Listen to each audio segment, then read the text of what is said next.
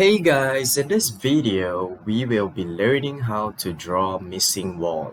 Alright, so as you can see over here, I have an incomplete floor plan.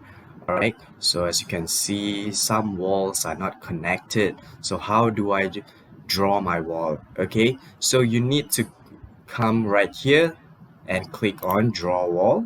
Okay, so you may just manually draw it and connect them into a room. All right, so for this one, I'll just connect it down and then to my right.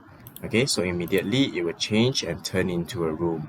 All right, but for now, as you can see, there's a circle here, which means there's like a breakage in between your wall.